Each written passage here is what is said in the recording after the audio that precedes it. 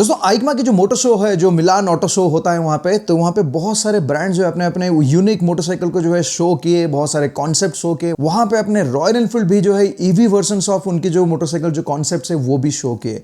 अब इसके बाद में जो है कुछ लोग मुझे कमेंट भी करने लगे कि बोले भाई ये हिमालयन ईवी लॉन्च हो रहा है, उसका मतलब क्या है आपका ख्याल। वैसे आपको बता देता हूँ अभी तक वो हिमालयन लॉन्च होगा कि नहीं होगा हमें किसी को पता नहीं है। बेसिकली दीज आर कॉन्सेप्ट्स, हो सकता है बाहर आएगा नहीं आएगा। लेकिन आज के इस वीडियो पे मैं बात करना चाहूंगा कि ईवीज का इन जनरल मेरा थॉट प्रोसेस क्या है एंड कहां पे वो चलेगा, कहां पे नहीं चलेगा। एज ऑफ नाउ एटलीस्ट मुझे क्या लगता है वो शेयर करूंगा। तो अगर हम लोग रॉयल एनफील्ड हिमालयन की सोच रहे हैं और हम लोग ये सोच रहे हैं कि यार हिमालयन जो है ईवी वर्जन में अगर लॉन्च होगा तो क्या वो चलेगा या लोग एक्सेप्ट करेंगे या नहीं करेंगे। मुझे लगता है कि दोस्तों अगर हिमालयन जैसी मोटरसाइकिल अगर ईवी में आता है, आई डोंट थिंक कि वो बहुत ज़्यादा जो है लोगों को अट्रैक्ट करेगा और बहुत सारे लोग उसको खरीदने के लिए जाएंगे। उसका रीज़न मैं बताता हूँ। मेरा थॉट प्रोसेस प्रेजेंट डे पे अगर आप देखोगे तो मैं ये सोचता हूँ कि यार ईवीज जो है ना ये हाईवेज के लिए बिल्कुल बना ही नहीं है। चाहे आज के रेट पे जितने सारे ईवी कार्स हो गया, बाइक्स हो गया, स्कूटर्स हो गया, जो भी लॉन्च हो रहा है, जो भी चल रहा है, मुझे नहीं लगता कि अभी तक हमारा सिस्टम इतना मैच्योर्ड हुआ है। खास करके जो ईवी की इंफ्रास्ट्रक्चर है वो इतना मैच्योर्ड हुआ है। खास करके वो जो बैटरी की चार्जिंग सिस्टम है और बैटरी की जो चार्ज होल्डिंग कैपेसिटी है और ओवरऑल परफॉर्मेंस सब हर तरह से अगर आप देखोगे, मुझे नहीं लगता कि ये मोटरसाइकिल्स और कार्स बनाया है हाईवेज के लिए। देखो आज के डेट पे आप देख रहे होंगे कि बहुत सारी ईवी कार्स जैसे टाटा लॉन्च कर रहा है, एमजी ने लॉन्च किया, हमने भी रिसेंटली अपना जो गराज में जो है ईवी दो गाड़ियां रख दी, एक चेतक ले लिए स्कूटर में और एक जो है सिटी कार ले ली एमजी कॉमेट में। तो ये सब जब मैंने खरीदा ना, इसके थॉट प्रोसेस वही रहा कि भाई ये जो गाड़ियां हैं, मेरा ये जो गराज है, this is only limited to this city use. मुझे पर्सनली फील होता है कि ईवी जो है ना 3 जगह पे बहुत अच्छी तरह से यूज हो पाएगा, but they are never meant for the highways. अब ये 3 जगह कहां कहां यूज हो पाएगा वो मैं शेयर करूंगा। उससे पहले मैं ये बताना चाहता हूं कि क्यों वो हाईवेज पे अच्छी नहीं रहने वाली है।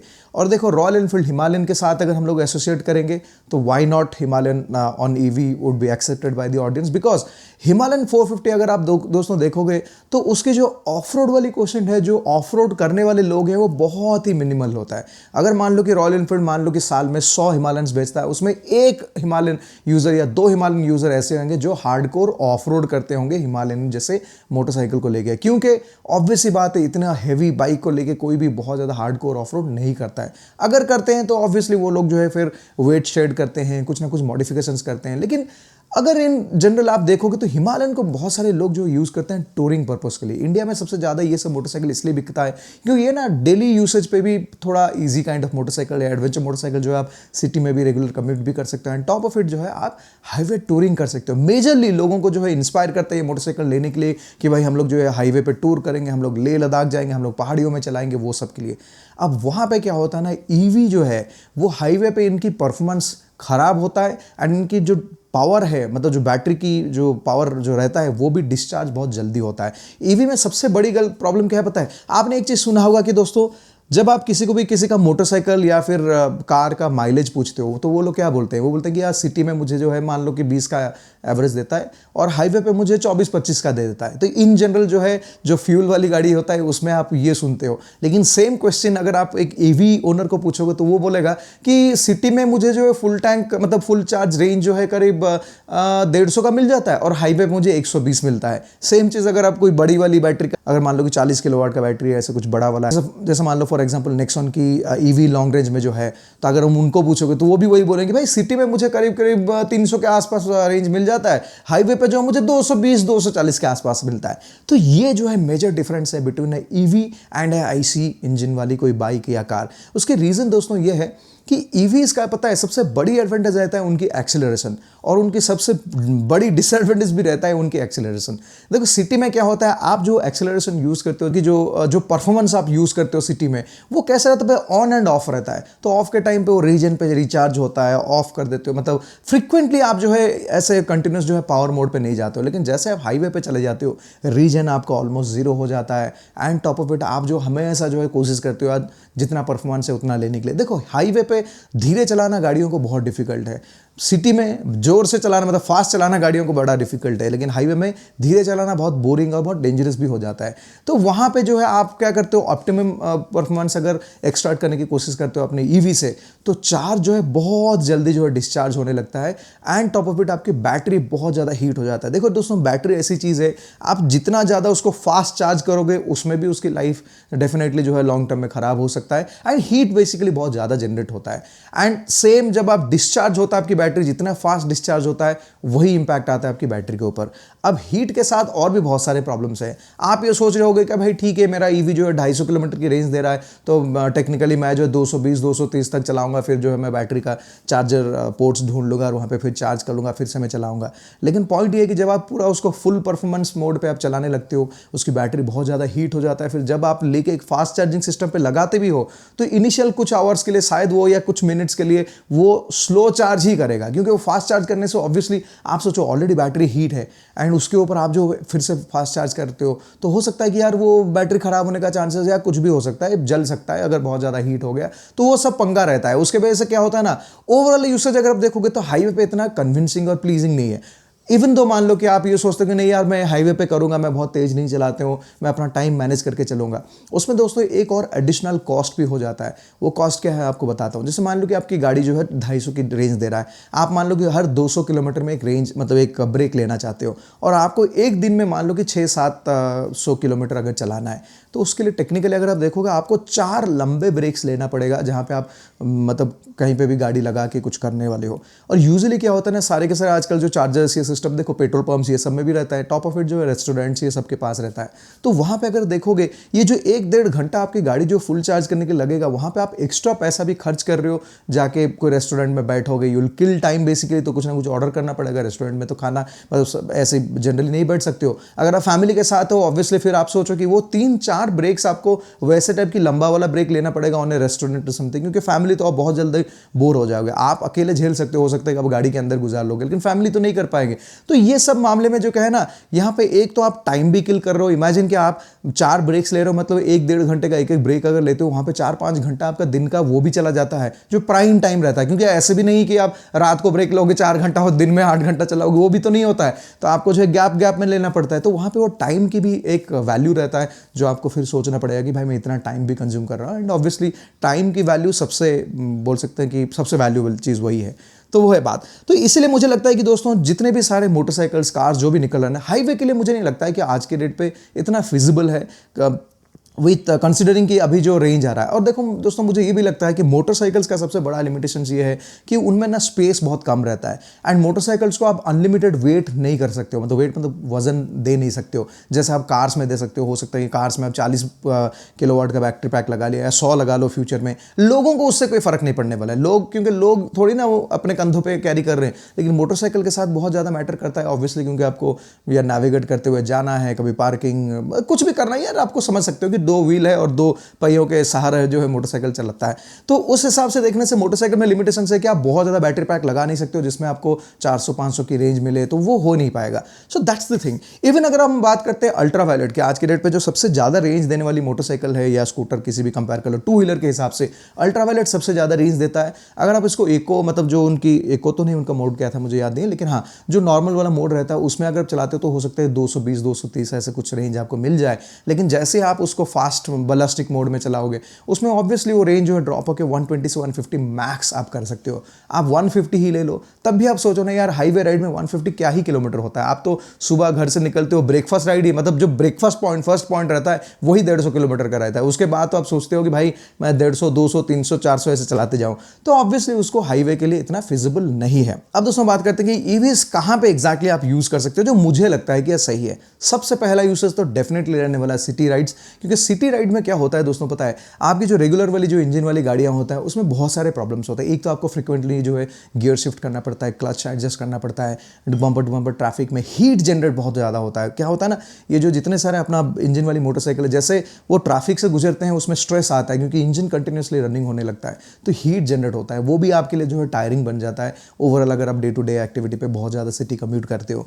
एंड थर्ड चीज़ जो है लॉन्ग रन में अगर देखोगे तो इनकी मेंटेनेंस भी ज़्यादा होता है। ऑब्वियस सी बात है, आप जब हाफ क्लच करके चलाते हो, क्लच दबा के गियर बार बार शिफ्ट करने लगते हो, इतना हीट भी गाड़ी बर्दाश्त करता है, तो लॉन्ग रन में जो है ना, इनमें मेंटेनेंस भी कंपैरेटिवली ज़्यादा होने लगता है अगर आप लॉन्ग टर्म के लिए मोटरसाइकिल्स रखना चाहते हो। सेम चीज़ अगर ईवी के साथ देखोगे, ईवी के साथ सबसे प्राइमरी जो रीज़न मैंने ईवी को प्रेफर किया is because of the acceleration. इसमें क्या होता है ना, देखो जैसे आपका गियर गाड़ी में भी क्या होता है, अगर मान लो आपको एक गैप मिला सिटी में, आपको फिर ये क्लच दबाओ, गियर फर्स्ट चेंज करो, फिर रेव करो, फिर सेकेंड, फिर थर्ड, ये करने लगते हैं, ये प्रोसेस है। लेकिन तब तक ईवी में क्या होता है ना, जैसे आप एक्सेलरेट करते हो ये बहुत ज़्यादा भाग जाता है। एंड सिटी राइड्स जनरली बहुत बोरिंग होता है बिकॉज ऑफ द ट्रैफिक। लेकिन अगर आपको सिटी राइड को एंजॉय करना है, ट्रस्ट मी गाइस, गेट ए ईवी। ईवी लेने के बाद ही आप समझ सकते हो कि भाई वो एक्सेलरेशन की वजह से कितना टाइम भी आपका सेव होता है एंड कितना मज़ा आपको आता है टू कवर दिस ट्रैफिक वाला, सिटी वाला जो इरिटेशन वाला फेज है उसको कवर करने के लिए। तो ये हो जाता है पहला जो रीज़न, एक्सेलरेशन। सेकंड हो गया कि ऑब्वियसली मेंटेनेंस के हिसाब से भी देखोगे, देखो आपकी इंजन गाड़ी जो है हमेशा रनिंग रहता है। आप तो ये सोचते हो कि यार 10,000 20,000 किलोमीटर में मेरा सर्विस सेंटर, मतलब सर्विस इंटरवल जो है आजकल बाइक्स में जो 10,000 किलोमीटर हो गया। मैं तो आपको सजेस्ट करूंगा, अगर मैन्युफैक्चरर बोल रहा है कि 10,000, आप बेटर उसको 6-6,500 किलोमीटर के अंदर सर्विस कर लो। क्योंकि हम जो है जनरली क्या करते हैं ना, जब रोल करते हैं वो किलोमीटर्स बढ़ता रहता है, लेकिन व्हाट जब हम लोग ट्रैफिक में पार्क रहते हैं, हमारे में इंजन स्टार्ट होकर रहता है, तब भी तो इंजन काम करता है, लेकिन उसकी किलोमीटर्स आप कभी भी नोट नहीं कर पाओगे। तो इसका मतलब ये है कि यार जब तक आपकी गाड़ी 10,000 एक्चुअल गया होगा ओडोमीटर पे, वो गया होगा 15-16,000 किलोमीटर। तो इसलिए मैं हमेशा सजेस्ट करता हूँ थोड़ा सा जल्दी आपका जो बाइक या कार का जो है, अगर सिटी में बहुत ज़्यादा कम्यूट करते हो तो उसमें सर्विस करवा लो। तो ये city usage undoubtedly EVs are the best. And second अब ये भी है कि यार सिटी में क्या होता है ना, बम्पर टू बम्पर ट्रैफिक ये सब में आपकी जो रेगुलर वाली गाड़ी रहता है उसकी माइलेज भी कम हो जाता है, तो वहाँ पे ऑब्वियसली आप फ्यूल एक्सपेंसेस भी ज़्यादा देता हो। तो वहाँ पे ईवीज़ में क्या होता है, आपको बॉदर करने की ज़रूरत नहीं है। भाई स्कूटर तो मेरा 20 पैसा पर किलोमीटर चार्ज होता है एंड कॉमेट जो है मेरा करीब करीब 80 पैसा चार्ज होता है पर किलोमीटर। जितना चला लो, फिर भी महीने भर का बिल जो है 500, 600, 1000 के अंदर ही आने वाला है। तो ये हो गया पहला वाला कि यार सिटी यूसेज अच्छा रहता है, सबको पता है। सेकंड जो यूसेज मैं सोचता हूँ वो हो सकता है कि भाई ट्रैक पे, अगर आप ट्रैक राइड बहुत ज़्यादा करते हो, वहाँ पे भी मुझे कहीं ना कहीं लगता है कि अल्ट्रावायलेट जैसे ईवीज है ये एक्चुअली ट्रैक पे भी अच्छा परफॉर्मेंस देगा। एक तो अल्ट्रावायलेट जो है हैवी है एंड उसकी बैलेंस भी बहुत अच्छी है। सेकेंड इसकी एक्सेलरेशन भी बहुत अच्छा है एंड थर्ड जो है इसकी रेंज अच्छी है। ओवरऑल अगर देखोगे, जैसे मैंने आपको बताया कि अगर बैलिस्टिक मोड पे भी चलाते हो आप, टॉप मोड पे, तब भी जो इसकी रेंज अच्छा है, मतलब 120 से 150 किलोमीटर के अंदर आ जाता है। और टोटल मतलब मान लो कि अगर ट्रैक पूरा आपका 4 किलोमीटर है, तो आप सोच लो कि भाई 100 किलोमीटर चलाने के लिए भी आपको 25 लैप मिल जाएगा। और 25 लैप ऑन ए ट्रैक यार ऑब्वियसली मतलब आपको वो पूरा मन भर जाएगा कि भाई मेरा ट्रैक वाला एक्सपीरियंस कंप्लीट हो गया। तो उस हिसाब से देखने से भी अच्छा है। लेकिन ये तभी बन पाएगा जब आप इस ईवी को जो है लेके जा रहे हो exclusively for the track use and not on the highways. अगर आप हाईवे पे ही 100 किलोमीटर कवर कर लिए, फिर तो यार आपके पास 50 किलोमीटर 60 किलोमीटर बचेगा ट्रैक एक्सपीरियंस करने के लिए। हाँ, अगर आपके पास मान लो ऐसे वो ट्रक है, कुछ है जिसमें आप गाड़ी लोड कर रहे हो और लेके डायरेक्टली ट्रैक में पहुंचते हो exclusively for the track use, और एल्स ये ऑप्शन आपके पास है कि आप जो है राइड करके आज गए और वहां पे ट्रैक में ही आपको जो चार्जिंग इंफ्रास्ट्रक्चर मिल गया, वहां पे आपने चार्ज में लगा लिया गाड़ी को and then next day you have the track section, आपका जो पूरा का पूरा 100% चार्ज है मतलब बाइक, वहां पे आप ट्रैक यूज कर सकते हो। सो आई थिंक ट्रैक यूज के लिए ये अच्छी चीज है, क्योंकि और अच्छा दूसरी बात यह है कि जो ट्रैक यूज में ये रीजन भी आपका अच्छा काम आ जाता है। इट्स ऑल्सो काइंड ऑफ जैसे आप डाउन शिफ्ट करते हो वो भी है। तो आई थिंक उस हिसाब से अल्ट्रावायलेट जैसे motorcycles I think track usage के लिए अच्छा है। थर्ड जो मुझे लगता है कि दोस्तों ये डर्ट बाइक्स अगर ईवी में आता है तो मुझे लगता है कि यार वो भी एक सक्सेस प्रोजेक्ट रहेगा। देखो डर्ट बाइक्स यूजुअली क्या होता है ना, वो रोड लीगल नहीं होता है। तो वो क्या होता है ना, आप उसको जो जनरली भी कोई गाड़ी वाड़ी में कैरी करते हो, जैसे पिकअप ट्रक हो गया, फिर कोई किसी भी टाइप की अगर गाड़ी है जिसमें आप उसको कैरी कर सकते हो, आई थिंक वो भी एक रहता है कि अगर मान लो कहीं पे एक डर्ट पार्क है, आप यहाँ पे जो वहाँ पे प्रैक्टिस करना चाहते हो, तो वहाँ भी मुझे लगता है कि अगर वो रेंज की जितने सारे मोटरसाइकिल्स अगर वहाँ पे वो एक्सप्लोर करेंगे, भाई हमें जो है ईवीज लॉन्च करना है वो सेगमेंट पे, आई थिंक वो भी वहाँ पे हो पाएगा। क्योंकि एक चीज़ क्या होता है ना, डर्ट बाइक्स की सबसे बड़ी एडवांटेज क्या होता है पता है, वो बहुत ज़्यादा बल्कि नहीं रहता है, नैरो बाइक्स है, हल्की फुल्की रहती है एंड पूरा का पूरा डर्ट एक्सपीरियंस अगर आप देखोगे दिन में बहुत ज़्यादा किलोमीटर्स नहीं होता। अगर आप एक ट्रैक पे प्रैक्टिस करते हो, रेगुलर में बोल रहा हूँ, देखो ऐसा नहीं कोई कॉम्पिटिटिव प्रैक्टिस कर रहा है वो तो यार दिन में 100 लैप्स मार लेता है। आप और हम जैसे लोग अगर देखोगे तो नॉर्मली हम लोग कितना करेंगे, हम लोग यार 5, 10, 20 अगर कर देंगे तब तो हम लोग भाई डन फॉर द डे, वैसे हो जाता है। तो उस हिसाब से अगर किसी भी तरह से डर्ट बाइक्स जो है ईवी के साथ आता है, I think it makes sense and उसमें वो टॉर्क भी रहेगा तो आपको मज़ा भी आएगा। एंड ऑब्वियसली देखो इसमें बहुत बड़ी साइज़ की बैटरी नहीं लगेगा क्योंकि बड़ा बैटरी लगने से फिर से वही है कि यार भारी हो जाएगा, कोई पॉइंटलेस है। तो हल्की फुल्की बैटरीज लगेगा जो रैपिड चार्जिंग भी ले पा रहा होगा। देखो एडवांटेज क्या है ना, ट्रैक यूसेज में एक एडवांटेज ये है कि जब मान लो कि आपने 1-1.5 घंटे का गैप लिया और वहाँ पे अगर आपकी मोटरसाइकिल जो है फास्ट चार्जिंग सपोर्ट करता है, जस्ट प्लग इन एंड वो जब तक आप लंच वंच वो सब फिनिश करते हो फिर again you are ready for the second half of the day. क्योंकि यहाँ पे क्या हो रहा है ना, आप क्लोज एनवायरमेंट में कर रहे हो, so you have everything supportive for you. तो ये दोनों जो मैं जैसे बोला कि रोड ट्रैक और जो अपना ऑफ रोड ट्रैक, ये दोनों पर्पस के लिए I think EVs are good. And top of it जैसे मैंने आपको बताया कि सिटी के लिए अच्छी है लेकिन हाईवे के लिए भी बिल्कुल अच्छी नहीं है। तो coming now to the question कि अगर रॉयल एनफील्ड हिमालयन आता है उसमें, आई थिंक उसमें बहुत सारे लोगों को मतलब लोग जो है अच्छे रिस्पॉन्स शायद उस बाइक को नहीं देंगे। लेकिन जो फ्लाइंग फ्ली जो इनकी जो है आई थिंक C06 या कुछ मॉडल इन्होंने लॉन्च किया, वही शोकेस किए हैं वहाँ पे मिलान में। तो अगर उसकी हम बात करेंगे तो मुझे लग रहा है उसकी बायर्स बहुत रहेगा। इनफैक्ट मैं आपको बताता हूँ अगर वो मोटरसाइकिल कभी भी लॉन्च होता है मैं भी लूँगा, क्योंकि देखो एक देखने में बहुत अच्छा लगता है, मुझे कोई परवाह नहीं पड़ता कि वो मोटरसाइकिल कितना रेंज देगा because anyway I am going to use it in the city. But वो जो क्लासिक डिज़ाइन और एक पुराना थॉट प्रोसेस ऑफ मोटरसाइकिलिंग वो थोड़ा सा उसमें जो है इंप्लीमेंट होकर आया है, तो आई थिंक उस पॉइंट ऑफ व्यू पे वो ज़्यादा बिकेगा। बट हिमालयन जैसी motorcycle not just from royal Enfield, अगर कोई भी कंपनी निकालता है कि भाई हम एक टूरर मोटरसाइकिल निकाल रहे हैं on EV, I don't think बहुत सारे लोग अप्रिशिएट करेंगे। क्योंकि देखो टूरिंग हम लोग at the end of the इसलिए कर रहे हैं क्योंकि भाई रेगुलर स्ट्रेस और लाइफ और जॉब ये सब कुछ चलता रहता है, तो वहाँ से जब हमें ब्रेक मिलता है यार, कुछ दिनों की छुट्टी लेते हैं और टूरिंग करते हैं लॉन्ग राइड्स में, कि भाई वो फ्री माइंड और वो ओपन एयर और हैप्पीनेस चाहिए। और अगर आप उसको ईवी के साथ जुड़ देते हो फिर भाई उसमें हैप्पीनेस का क्वेश्चन खाली एक ही रहेगा कि जो cost effective. But other than that आपको हर जगह पे जो रेंज एंग्जाइटी होने लगेगा, भाई आप ज़्यादा स्ट्रेस पे आ जाओगे, आप कैसे टूर करोगे। तो आई डोंट थिंक यार टूरिंग मोटरसाइकिल के लिए ईवीज बिल्कुल भी सही है। तो मेरा थॉट प्रोसेस दोस्तों ये रहा, आप लोग बताओ कि आप क्या सोचते हो, क्या आपको भी सेम मतलब थॉट प्रोसेस आता है या फिर क्या लगता है। देखो आज भी मैं देखता हूँ कि बहुत सारे लोग कमेंट करते हैं भाई ईवी लिया तो लाइफ खत्म, मतलब उसमें कोई थ्रिल नहीं है, कोई मोटरसाइकिलिंग वाली एक्सपीरियंस नहीं है। लेकिन दोस्तों मैं आप लोगों को थोड़ा सा करेक्ट करना चाहूँगा, देखो लाइफ में ना हर टाइप की चीज़ को जो एक्सपीरियंस करना बहुत ज़रूरी है। देखो मैंने अपने लाइफ में कभी भी स्पोर्ट बाइक्स नहीं चलाया, लेकिन कभी कभी मुझे फील होता है कि यार मुझे लेना है और मैं लूंगा डेफिनेटली, क्योंकि देखो हर चीज़ की एक्सपीरियंस होना ज़रूरी है। बाइकिंग या बाइकर बनना ऐसा कोई लिमिटेड सेट ऑफ रूल्स नहीं है कि आप अगर यही करते हो then you are a biker यार, या फिर दुनिया आपको बाइकर बोलेगा, उससे कोई फर्क नहीं पड़ता है। मुझे तो ये लगता है कि इंसान को जो हर चीज़ का एक्सपीरियंस लेना ज़रूरी है। एंड अनलेस एंड अनटिल आप एक चीज़ का एक्सपीरियंस लेते नहीं हो, आपको कैसे पता चलेगा कि वो सही है गलत है क्या है। सो वो चीज़, तो इसलिए मुझे मेरा देखो मैं बहुत ओपन माइंडेड हूँ, मुझे लगता है कि यार हर चीज़ को ट्राई करना जरूरी है, तो इसलिए मैं तो भाई हर चीज़ को जो ट्राई करूंगा। एंड मैं जो वेट करूंगा आप लोगों के कमेंट्स के लिए कि आपके ओपिनियन भी क्या है। एंड जी दोस्तों आप लोग जो है भाई चैनल को सब्सक्राइब नहीं करते हो, मैं देखता हूँ कि वो एनालिटिक्स पे देखता हूँ बहुत सारे लोग वीडियोस देखते हैं, अप्रिशिएट भी करते हैं, कमेंट्स करते हैं, लेकिन सब्सक्राइब नहीं किए हैं। तो आप लोगों को डेफिनेटली चैनल को जो सब्सक्राइब करना चाहिए। ऐसे बहुत सारे व्यूज ओनरशिप एक्सपीरियंसेस हम लोग जो है शेयर करते रहते हैं इस चैनल पे। So bye bye, take care guys, thank you.